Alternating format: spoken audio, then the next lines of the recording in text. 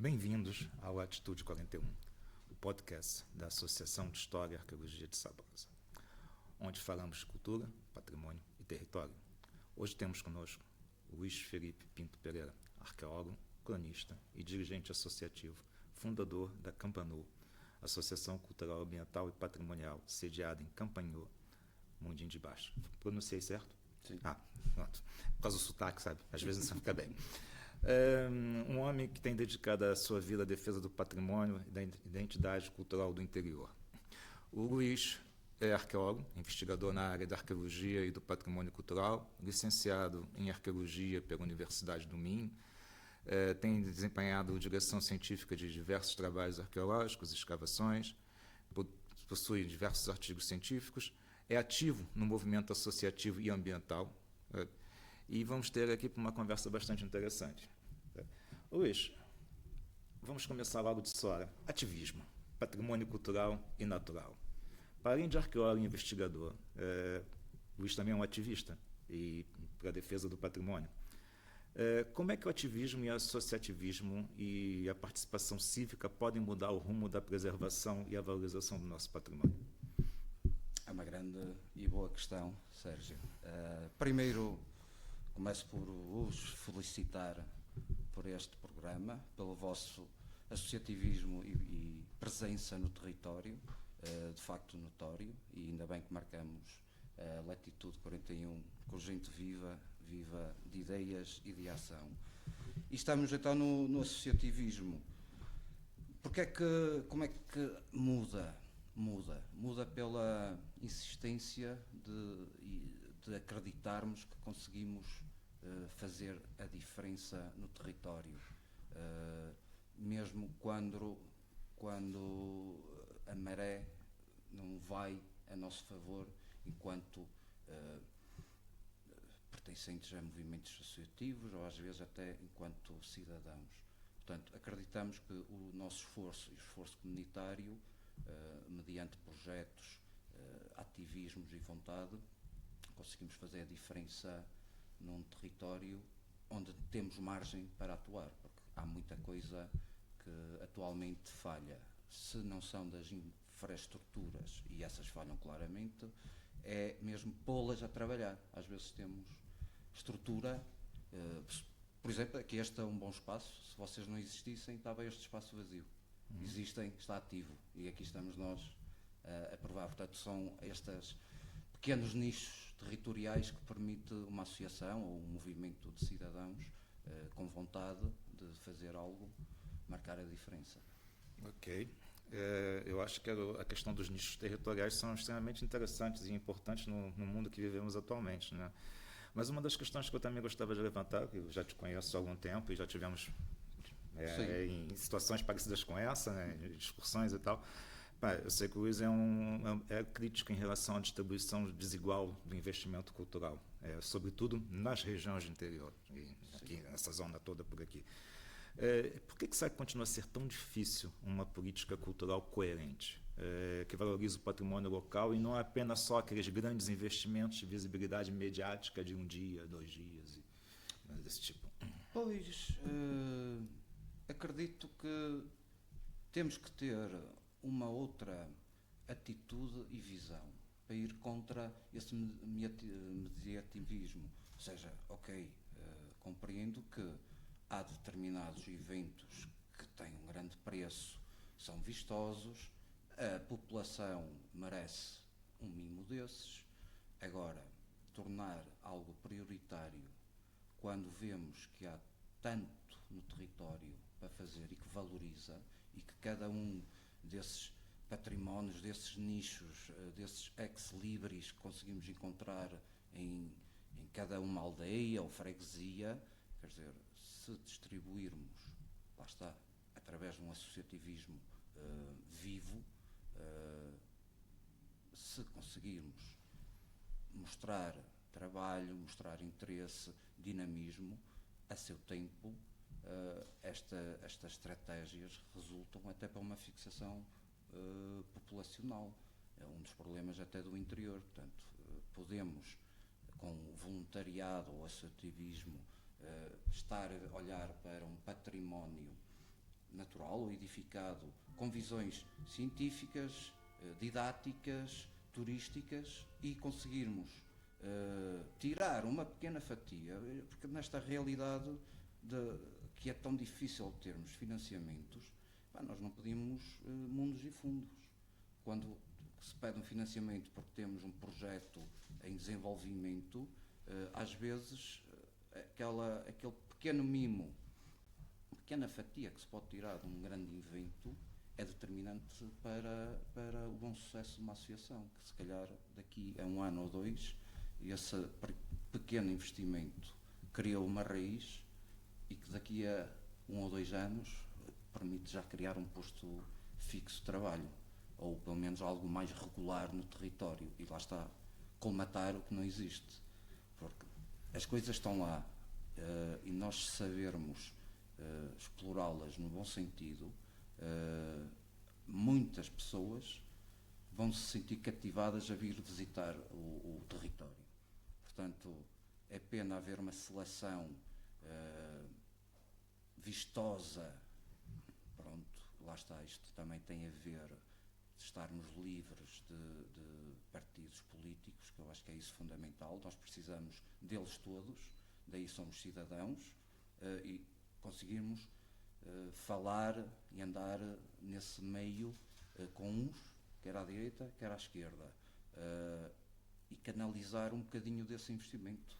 Portanto, acredito que se pensassem que um grupo cultural, por mais pequeno que seja, merece um maior apoio anualmente, vai fazer diferença na própria vontade, na própria dinâmica desse pequeno grupo, até para manter as suas despesas ou até conseguirem dar um salto num projeto.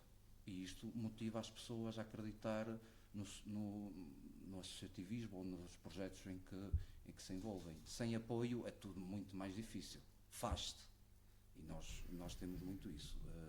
Fazemos. Mas chegamos a um ponto que os nossos alertas sobre um determinado património ou uma determinada situação já só faz sentido se tivermos um bocadinho mais de apoio. E isso é um longo caminho. Temos de ter paciência. Sim, é verdade, é um longo caminho, e eu defendo uma coisa que eu acho que, em termos de associativismo, patrimônio cultural e tal, nós devemos ter uma visão mais imparcial, né? Mas nos dias de hoje, essa imparcialidade praticamente não existe, e passa a ser uma coisa parcial. E até, vamos dizer, vou ser um bocadinho mal, mas é até uma seleção política que existe na cultura. E até no próprio financiamento das associações, porque são amigos, porque é a mesma cor, de repente, pronto, não vou dar exemplos práticos, mas há um que me choca, que há um grupo, uma associação, ou seja, um movimento que começou como outro qualquer, um movimento cívico que se tornou num grupo que se afirmou como uma associação, que tem um slogan que deixa assim a desejar, isto se vermos o contexto, um contexto até muito perto, que é em Vila Real. Quer dizer, tem um slogan, escolheram um nome, não vou dizer, mas pronto, escolheram um nome que não é assim tão eco-friendly quanto isso. E de repente interagem com ajudas. Gosto desse termo. Interagem com ajudas, portanto, esse conhecimento político, quer dizer, dão um salto em que outros grupos que existem há mais anos, todos os anos reivindicam o mesmo, que falta de apoios, e um grupinho, quer dizer, vem para um entretenimento, de repente há uma crise mundial, o Covid, por exemplo, aproveitam essas fragilidades a bem e ajudam e dão ali nas vistas que também são social, e de repente há agora uma outra catástrofe, sejam os incêndios, são os primeiros a querer ir plantar. Ok, que haja essa vontade. A mim o que me choca é como é que em tão pouco tempo, o que custa às outras associações que fazem o mesmo, que promovem, e não se promovem localmente, promovem-se a nível nacional, mostram os seus projetos, custa a chegar a 2 patamares ou a um patamar acima, e outros, com esse favoritismo, são reis e senhores, aparentemente. E agora são determinantes no território? Que diferença é que vão fazer daqui a 10 anos? O que é que deixam de legado? Uma coisa, eu pelo menos preocupo-me e tento orientar os nossos objetivos e a existência associativa para o futuro. Nós pegamos em algo que existe, ou seja, pegamos no passado, pegamos no existente, trabalhamos na sensibilização, na divulgação, no estudo, na proteção, divulgação, animação, com o objetivo que amanhã não voltamos para trás. Amanhã temos que estar num passo à frente, e esse amanhã pode ser daqui. Nós já estamos com 9 anos de existência, trabalho contínuo. Eu se calhar vejo-me que se calhar preciso de mais outros 9 anos para chegar a um primeiro objetivo, que é, por exemplo, um centro interpretativo que se possa desenvolver mais projetos e acolher os visitantes. A mim fascina-me como é que esses favoritismos atalham. Pode haver canalizações de outros investimentos, que às vezes é difícil para outra associação chegar. Por exemplo, até termos apoio para ter árvores para plantar, porque é difícil atualmente. Há muitos grupos, muitas associações e municípios e freguesias a plantarem. Portanto, são metas bonitas, ambientais, que quer-se deixar para o futuro, sem garantia que vão crescer. Portanto, é investimento semeado sem saber que vai dar rendimento. E será que esses favoritismos são determinantes na sociedade e para o futuro? Uhum. Eu deixo sempre quanto mais fácil, pode ser a minha experiência de vida, as coisas quanto mais fáceis tendem a dar-se mal. Sim. E agora, pronto, vamos ver. Acredito que em diversas situações, acho que até uma boa parte delas, né, é uma grande confusão entre cultura e entretenimento, né? Às vezes o entretenimento é muito mais mediático, né, e naquele momento faz com que dispare, né, o engajamento, como se diz agora, né, para aquilo. E a cultura fica um bocado para trás, né, o que seria a cultura sólida mesmo, o que fosse isso. Mas, por exemplo, através da Campanô, você tem liderado projetos de valorização dos calcários de Campanhão, da Serra do Maranhão. E como é que o patrimônio natural e industrial pode ser motor de desenvolvimento sustentável e de criação de empregos na comunidade do interior? Com o exemplo que você tem desse projeto ou outros. Nós temos um enquadramento fantástico. Portanto, gradualmente vamos aprofundando o nosso conhecimento na temática dos calcários do Marão, portanto, que é muito vasto, e dentro do panorama do que é o património industrial e o potencial do património industrial no presente para o futuro, tendo em conta a importância que teve. Portanto, não somos pioneiros, somos pioneiros aqui na região com esta temática, tendo em conta que não vamos encontrar esta realidade na região norte, só no distrito de Bragança e pouco mais. Portanto, temos algo que é único, que por si reúne condições legais e não só condições existenciais de património, que permite então uma valorização. E como é que isto traz? Primeiro, as áreas industriais outrora cheias de vida, portanto, no auge da sua atividade, com as pessoas que trabalhavam, com todas as funções que as diferentes equipas tinham. Pronto, portanto, perdeu-se essa vida, mas o sítio está lá. E ganhou uma outra vida. A vida é a própria natureza. Quando estamos a falar nesta realidade dos calcários, temos que ver que o que é determinante é um património natural, que é a geologia, dentro da história do mundo.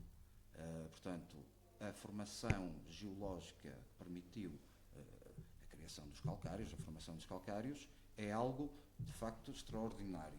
Se olharmos do ponto de vista geológico, que no ponto de vista depois do abandono da área de exploração, criou vida, porque tem reservas, por exemplo, de biodiversidade de morcegos.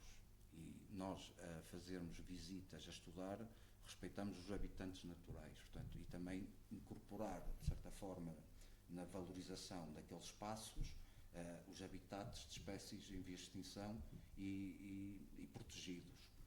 Ou seja, compatibilizar visitas, atividades e os ecossistemas.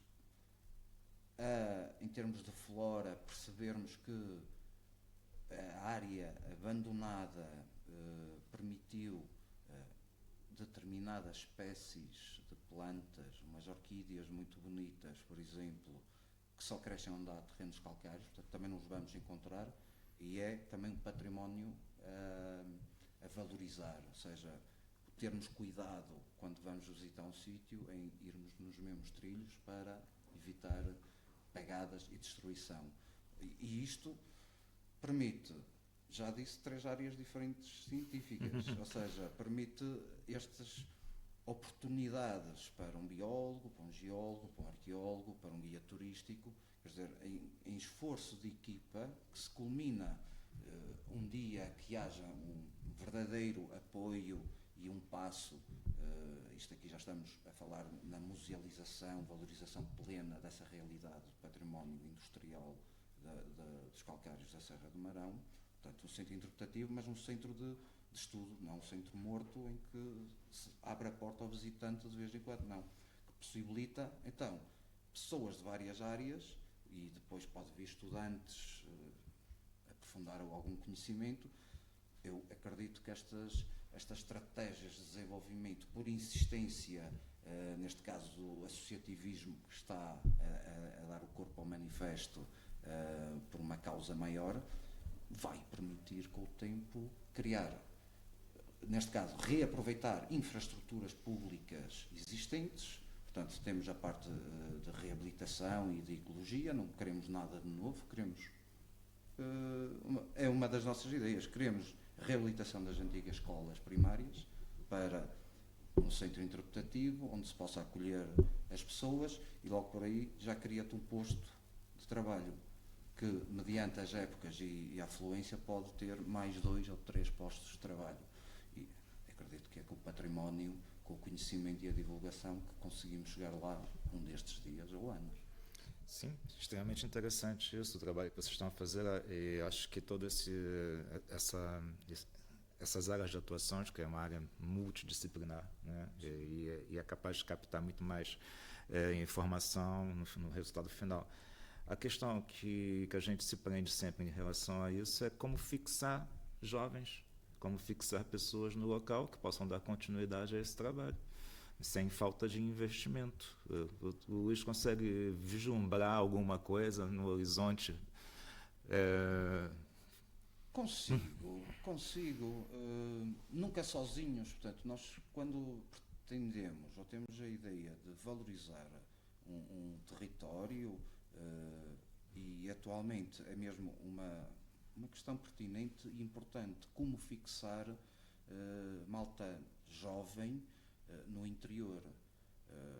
Nós temos a tecnologia, nós podemos trabalhar em casa e estarmos fora. Pronto, neste caso, nós precisamos que os municípios realmente olhem para estes pequenos agentes locais que merecem um destaque pelo seu trabalho e presença, que trazem pessoas ao território, ou seja, são agentes económicos, e que por aí precisam obrigatoriamente de estabelecer parcerias com a universidade local, que ao lançar a semente, ao mostrar o território, ao convidar quem é de fora, em 100 pode haver 1 ou meia dúzia que vão ganhar um gosto especial pela paisagem e eles próprios vão procurar o seu sítio para viver. Nós temos assistido a uma tendência de jovens casais saírem do litoral para o interior para recuperar as casas familiares, ou então mesmo cortarem com a vida citadina e irem para o interior, que é mais calmo, e no fundo estão a trabalhar nas mesmas áreas, ou então adaptam-se. No caso do património, tem que obrigatoriamente criar mecanismos de rede com agentes locais, universidades, com as unidades de hotelaria e de turismo, com as associações, e isto sim vai permitir uma ou outra pessoa se fixar no território, desde que criem escapes económicos. Não é uma associação que vai conseguir fixar uma população. Uma associação existe porque há coisas que faltam no território, e isto permite o associativismo existir, porque já não se faz aqui um convívio, uma associação junta as pessoas e consegue fazer um convívio. Temos um património que é um chamariz, vamos alertar, estamos no terreno, cuidamos dele, fazemos, portanto, são nichos. Chega a um ponto que realmente os agentes locais, eles próprios têm que se envolver, e a partir daí potencializa a eventualidade de criar postos de trabalho. Sim. A gente sabe que o associativismo, né, que mal interpretado por muitas pessoas, né, infelizmente essa má interpretação do associativismo está crescendo cada vez mais, com uma conotação negativa, né, no caso, como não é, mas o associativismo é um motor de resistência cultural. Né? É um motor de resistência cultural bastante forte, e no interior, né? Porque é o que está a se perder muito. No teu caso, com a tua associação, consegues ver um aumento da participação da população local em termos da associação, ajudando, participando dos eventos, de tudo isso que vocês fazem? Conseguimos, e temos tido, portanto, quer desde a fundação, que nos obrigou, portanto, a reunir um determinado número de pessoas, portanto, para criar uma associação, pelo menos 9 elementos. Há fundadores que são da aldeia. Logo por aí mostra o primeiro interesse. E outros de fora que possibilita, portanto, a divulgação das atividades, mas também uma ligação, portanto, fora de Marão, que permita trazer algo. Pronto. E ao focarmos determinadas atividades, inserindo a população, somos acarinhados. Portanto, nós, para além da parte do património industrial, natural, arqueológico, temos o etnográfico, temos as memórias. Parece que não, nós a fazermos a nossa recolha junto aos idosos, estamos a incluí-los neste projeto. Eles próprios sentem orgulho porque são conhecedores de algo, partilham e abrem as portas até à nossa existência. Críticas, estamos sempre alvo de críticas. No momento em que fazemos algo, estamos a ser criticados, mas a verdade é que se não fizermos, ninguém fala. Se não existíssemos, ninguém sabia. E nós, estando presentes e olha, então punha o linho, punha, e lavávamos ali no Ribeiro e fazíamos, e gravávamos, e não quero mostrar, e ainda tem alguma coisa, as pessoas sentem orgulho. Olha, vamos fazer o intrudo. É assim, olha, antes era assim, pronto, então, como é que é hoje em dia? E para o ano já fazem? Aí agora, olha, falta o boneco. Portanto, já são, aquelas pequenas tradições que foram perdendo, porque pronto, a migração, a juventude ter saído e a população mais idosa deixar, não terem as forças. Por exemplo, nós pegamos no que já existia, que deixaram de fazer, de um ano para o outro já somos abordados, já está na altura, está lá o intrudo, lá aparece o intrudo, olha, no Carnaval vamos lá. E então as pessoas vêm, participam.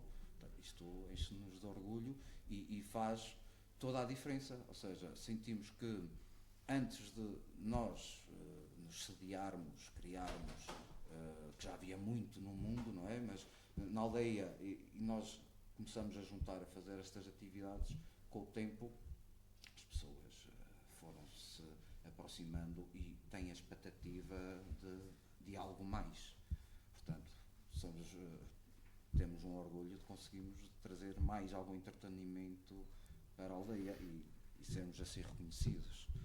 Eu acho isso extremamente interessante. O Gustavo a falar e eu estava aqui a rir e a sentir esse orgulho por dentro próprio. Eu mesmo senti esse orgulho porque é mesmo interessante isso, né? Eu também trabalhei com situações parecidas com essa aqui em Portugal e no Brasil, com sociedades indígenas, né? E há um velho termo que a gente utiliza, que é que quando morre um ancião, morre uma enciclopédia. Não é nem um livro, é uma enciclopédia, né? Se nós não resgatarmos esses valores e mantermos essas tradições, é um trabalho perdido, né? Mas agora vamos falar sobre o olhar do cronista, né? O Luís também é cronista no jornal A Voz do Trás-os-Montes e tem abordado temas como patrimônio, políticas públicas, desenvolvimento regional. O que mais inquieta no presente e o que mais inspira no futuro da região, Luís, como cronista? Como cronista, às vezes é necessário sairmos do anonimato, pela falta de coragem de outros, ou seja, se calhar estamos todos à espera que alguém fale por nós ou que entenda realmente o que é que se está a passar na realidade e intervenha. E eu vi-me numa situação nestes últimos anos que realmente, na falta de coragem ou de vergonha,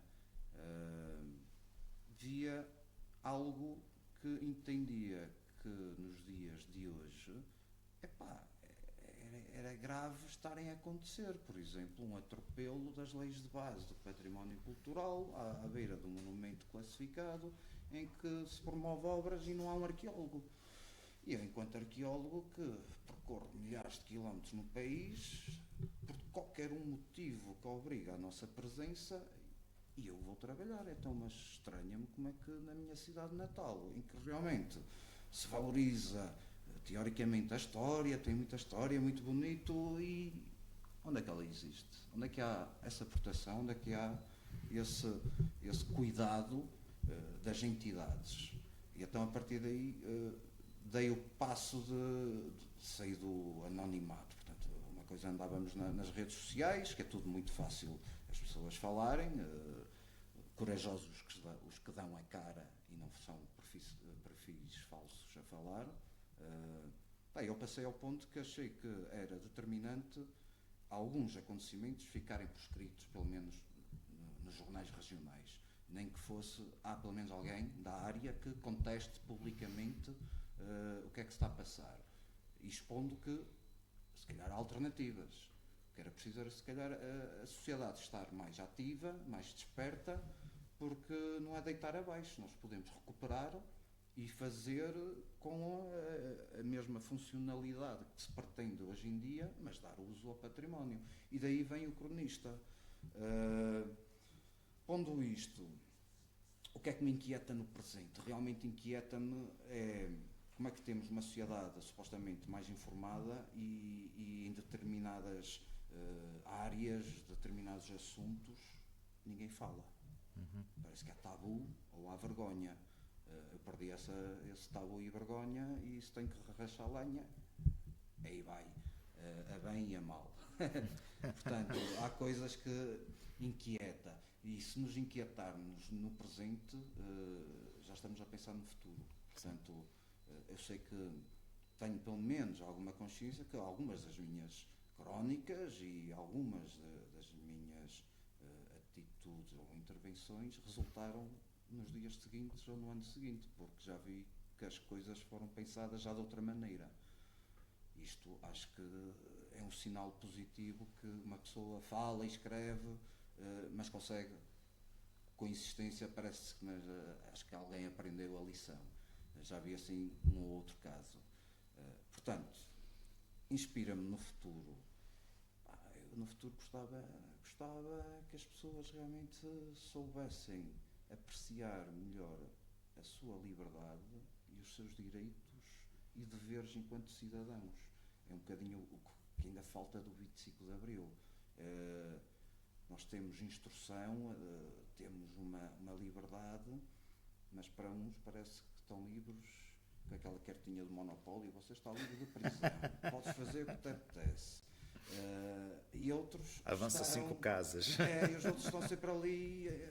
Não, portanto, eu esperava que na região realmente a malta nova que olhe para o interior, para a potencialidade que o interior tem, quer pela paz, pelo sossego. O interior não está atrasado, está no século XXI, como todo o resto das regiões. Temos infraestruturas.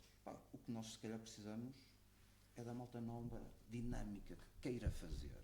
Não é que queira ter emprego sem trabalhar. Não, que arregace as mangas e que veja essas oportunidades de que existem em todo o lado e insistam nelas. Insistam nas vilas, nas cidades do interior, nas aldeias, por eles próprios. Porque se estamos à espera de apoio de programas europeus ou por aí fora para fixar, estamos a cometer os erros do passado. Só temos desenvolvimento se houver investimento europeu. Desenvolvemos? Nem por isso. O dinheiro foi gasto e onde é que estão, passados 10 ou 20 anos, esse desenvolvimento? Zero. Portanto, o que nós precisamos é que as pessoas pensem, ok, posso ter um impulsozinho, um empurrãozinho, mas a minha vontade é de querer estar no interior e fazer. Eu acredito no interior, acredito neste projeto e fazer. Contra as vontades, se calhar, da maioria da população.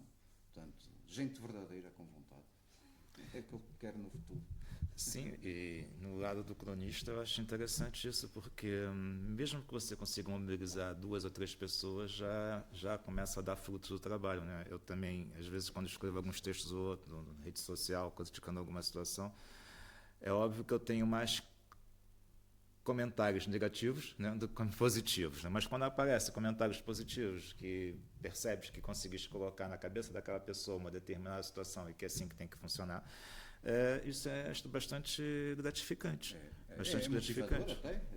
Nota-se que, ok, chegamos lá, estamos num bom caminho. Estamos num bom caminho, justamente. E agora o Luís falou coisas aqui, não foi uma coisa, foram várias coisas, um conjunto de coisas extremamente interessantes, só nessa colocação da parte do cronista, porque vamos pegar um bocadinho o que aconteceu no início da conversa, né, sobre os investimentos significativos em festas e espetáculos e eventos, não sei o que e tal, de curta duração, e acaba acontecendo naquele caso que o Luís acabou também de relatar, que encontra um edifício histórico abandonado, um sítio arqueológico a ser destruído porque não há um acompanhamento ou porque a autarquia não lembrou-se disso ou esqueceu-se. Esqueceu-se deliberadamente, né? Por aí. A coisa é aquela situação, a gente deixa passar, se passar, vai, se não foi, olha, resolvemos de outra situação. Os projetos associativos têm sempre fundos mínimos em relação a esse dinheiro, essas verbas que vão para as grandes festas. Não estou a criticar as grandes festas, pelo contrário, são necessárias também. São necessárias. Mas é óbvio que o apoio é bastante mínimo aos movimentos associativos em relação ao que deveria ser, né? Eu, às vezes, até acho que eu queria ser, pronto, na minha ingenuidade, que é um desvio intencional de fundos públicos, né? Existe um desvio intencional nessa situação toda e para essas iniciativas que são maiores. Isso atrapalha na construção da memória coletiva, não acha? Atrapalha, distorce.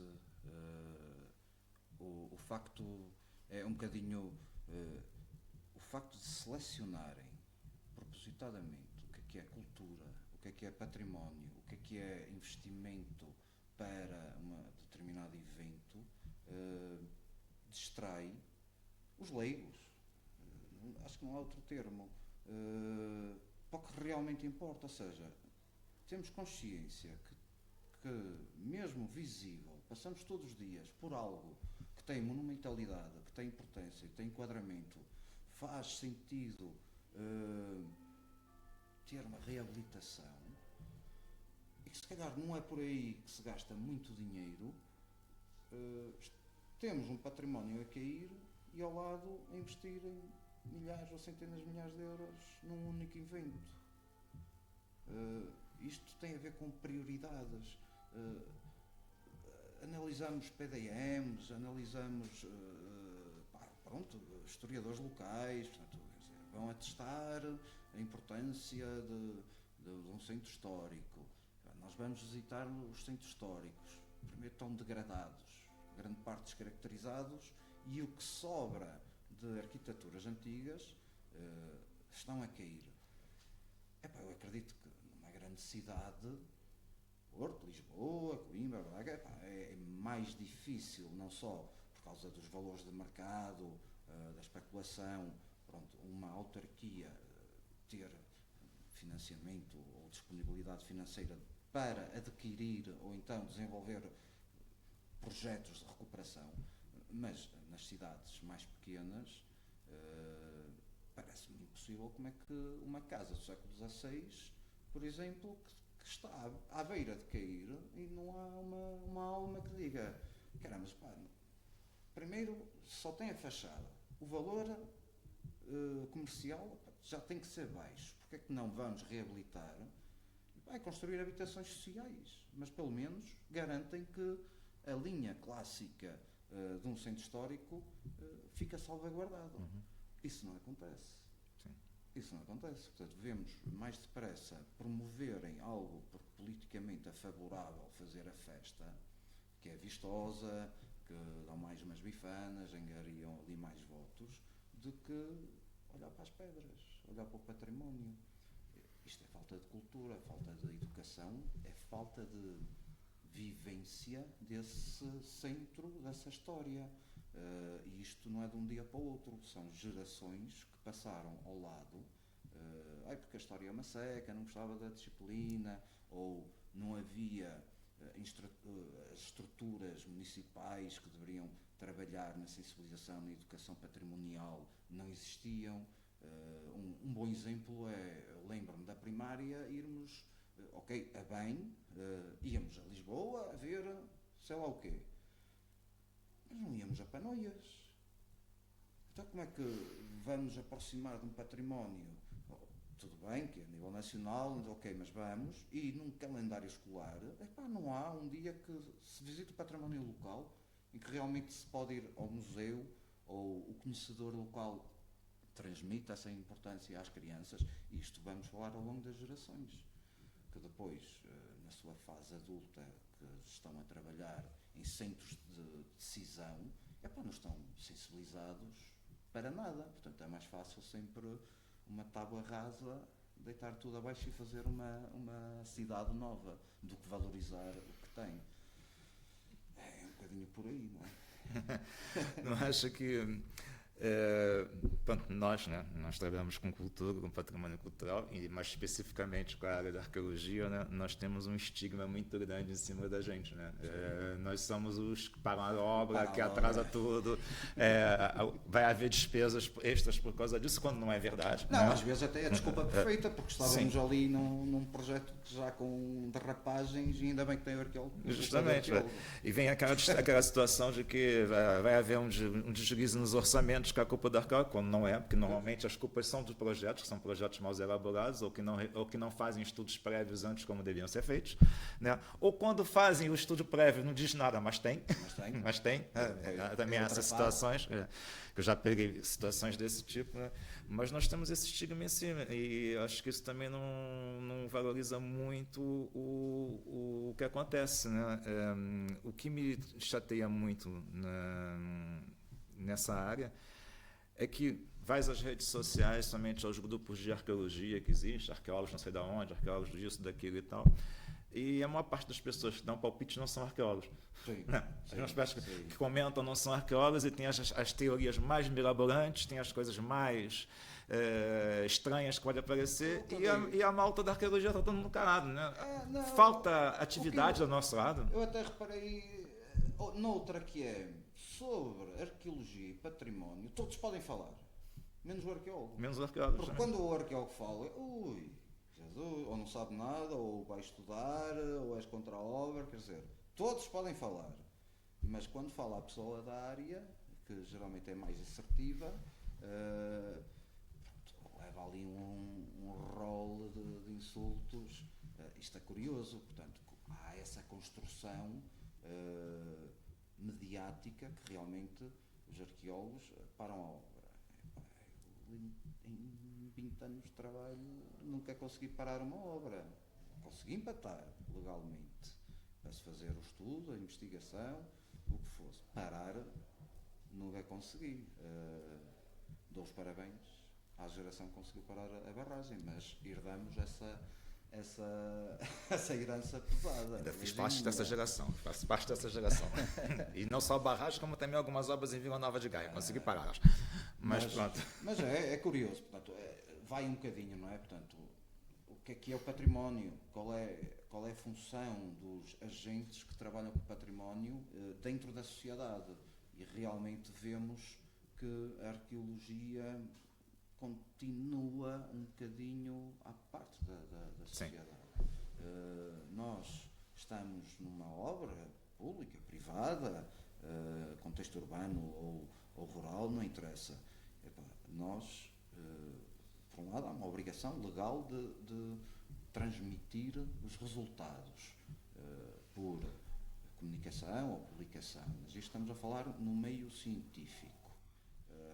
Bem, eu acho que nos dias de hoje a importância é na sociedade, para que as pessoas de várias classes etárias, mas a pensarmos no futuro, é explicarmos o porquê que algo demorou ou qual é a importância de um determinado edifício, objeto, ruína, que justificou a nossa presença, a nossa intervenção e o que é que isto representava.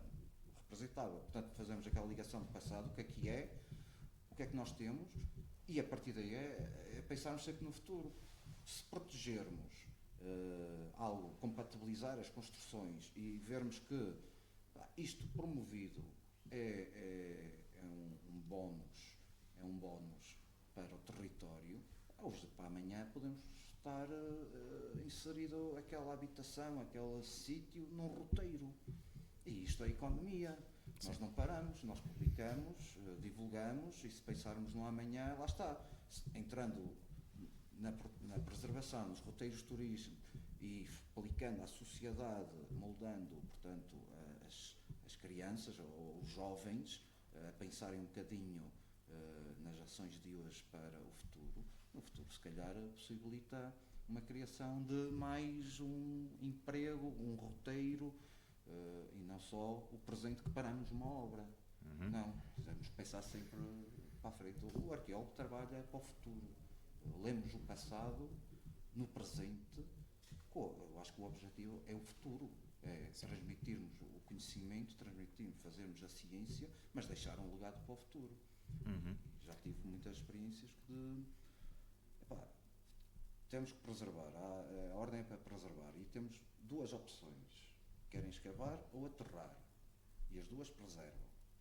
O aterrar é o mais barato, condiciona-vos no futuro. Portanto, no futuro que queiram projetar aqui alguma coisa, sabe-se o que é que está por baixo. Mas se quiserem pensar já para o futuro, pode-se escavar e musealizar. Querem essa herança? Portanto, é preciso também pôr isto, porque é muito bonito ter as ruínas numa cidade, ok, porque tem história. Agora é preciso pôr consciência que vão ter que as restaurar, vão ter que fazer manutenções, daqui para amanhã há infiltrações, portanto, há manutenções, há um custo. Vocês querem suportar esse custo? A bem, porque depois muda a Câmara Municipal, pode mudar as estratégias, fica outra vez abandonado. E depois há um custo maior de reativar. Sim. Então, querem musealizar, querem incorporar. Portanto, temos que pensar sempre no amanhã. Isto é que faz sentido a nossa existência profissional. Isto às vezes dói um bocado, né? A gente sente aquilo na pele, o que deveria fazer. Mas ainda vou falar sobre outra coisa que ainda dói mais um bocadinho também. Que é qual seria o futuro que o patrimônio do Douro, tá? Por exemplo, vamos continuar a ter predadores silenciosos, como o enoturismo, né, que destrói o modo de vida dos pequenos vitivicultores, o patrimônio que existe deles e tal. O próprio patrimônio paisagístico e cultural da região sofre com essa situação do enoturismo. Vamos continuar a ter uma coisa extremamente fechada só para eles, ou será que não seria o momento de começar a abrir essa visão do enoturismo e levar também para as associações, para os polos arqueológicos, para os sítios arqueológicos, né, agregar isso tudo? Sou um bocado crítico já sou, se calhar por natureza, mas sou crítico. Temos que ver que o Douro, enquanto património da humanidade, catapultou os vinhos, a cultura, o território, sem dúvida. No auge, foi 1 ou 2 milhões ou 4 milhões de visitantes. Isto possibilitou o mercado até chegar a Foscoa, que de repente já tinham mais de 100 mil visitantes. Isto, para um museu e um parque arqueológico no interior, para mim acho que é um passo gigantesco. Fantástico. Comparado com Mafra, que é aos milhões, porque é ao lado de Lisboa. Quer dizer, o Douro, subirem o Douro e chegar ao Parque de Coa, portanto, foi uma luta do passado muito boa para o futuro e rendeu. Esses predadores, o Douro tem vários problemas. A capitalização do turismo do Douro, primeiro é errado. Portanto, estamos a partir de algo que é de entidade cultural e ser privada, e ser canalizada aos olhos de todos. Mas depois também temos que ver que é a própria estado de desenvolvimento intelectual de quem governa, que entende que uma barragem é necessária, seja onde for, e põe em causa a própria classificação da Unesco do Douro. Portanto, a barragem de Tua. Mas para remediar, se tivermos rabiscos de um grande arquiteto, já passa a ser uma obra de arte. Pois. E então, de um impacto negativo, já passa a um impacto paisagístico, artístico. A ver se a Unesco até fecha os olhos por aí. Se calhar até pode fechar. Ou não. Mas o património do Douro, a zona ribeirinha do Porto, está na lista negra do relatório do património da Unesco. E continua. Porquê? Porque há uma contínua descaracterização cultural da paisagem, do território, da cultura. E agora, pronto, com esta abertura de fronteiras, com esta não legalização ou regulamentação das áreas do turismo, ou seja, quer-se um país turístico à força toda, que tudo é turismo e tudo se descaracteriza, maior o risco. E o Douro está nesse limiar que pode perder um grande selo. Se calhar não perde em termos de promoção turística, o sítio está lá, mas perde o selo, o maior selo de importância que se pode receber a nível mundial. E isto, meter em cima da mesa todos os tipos de projetos, pensar que também já houve, não estou bem atualizado se ainda estão, havia áreas de prospecção também de lítio e de ouro dentro da área da Unesco. Portanto, não é só o rio, é as e da rede Natura 2000 também. Portanto, quer dizer, enquanto tivermos agentes políticos que não querem saber do património do território para ganhos imediatos, por aí vejo logo que estamos no mau caminho. Um dia destes, se calhar, fazem uma nova barragem no Rio Douro e descaracterizam o leito do rio, aumentando, destruindo as vinhas.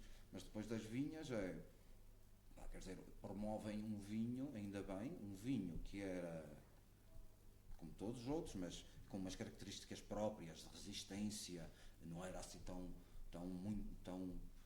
gostoso. O vinho do Douro era bom porque aguentava muito tempo, era um vinho, digamos, carrascão.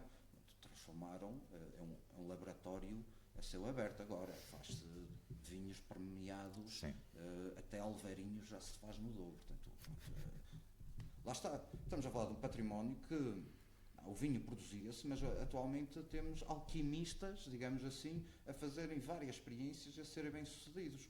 Isso deve-se com a aposta no património, que é o vinho. No entanto, temos sempre aquele problema que é bons anos agrícolas, muita produção, má produção, maus anos agrícolas, o preço, a falta de mão de obra, quer dizer, temos uma área produtora que não consegue, anos após anos, resolver problemas da sua exploração vinícola. Os pequenos agricultores continuam a trabalhar. Recebem quando recebem, têm apoio, mas continuam. Portanto, aquela garra cultural de insistência continua.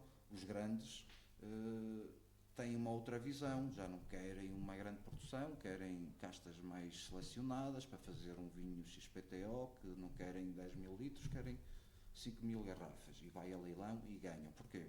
Porque o pequeno agricultor só tem a sua vinha e o negócio família, e ele já tem 1, 2, 3 quintas e um barco que já está no roteiro, que deixa lá uns turistas, já está no roteiro, tem alojamento local.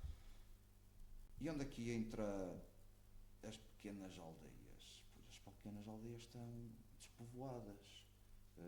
Como é que se faz um roteiro até de o que visitar no Douro? Eu vejo 3 ou 4 roteiros diferentes e todos mostram a mesma coisa. O mesmo património, é aquele copy-paste. E eu ponho a ver que então, mas o que é daquela aldeia, que é único daquela aldeia? E algumas delas até conhecemos o que é que há de mais deslumbrante e que fazia a diferença, mas não vai parar os livros. E aí as pessoas não vão. E daí volta outra vez atrás, quer dizer, havendo gente nova, com coragem, que se cria, que se junta e que, não é o termo de ocupas, mas vamos sediar-nos ali naquela aldeia vinheteira e dali partirmos para valorização do território, da cultura, do património, já se estão a fixar, porque parece que não, uma associação dá muito trabalho, podemos, e não tiramos um ordenado até se chegar a esses patamares, não era sempre muito tempo, mas tiramos muito do nosso tempo pessoal para fazer as atividades, para investigar, para proporcionar, para fazer, e que depois realmente vemos que somos determinantes. Então falta é gente de coragem nova que realmente vai para as aldeias abandonadas ou despovoadas e começa ali a fomentar um grupo cultural, com qualquer coisa, e buscar as presas e tirar a esses grandes predadores. Okay. Porque acho que há nicho, não há gente suficiente ou vontades. E dá para todos. Acredito que dá para todos. Bem, agora nós estamos a chegar mesmo na reta final do nosso Latitude 41. E, como sempre, nós vamos pedir aos participantes, né, aos convidados, 3 sugestões. Né? Um livro, uma música e um museu que gostasse de partilhar conosco. É uma ratoeira. Gosto muito, é uma ratoeira.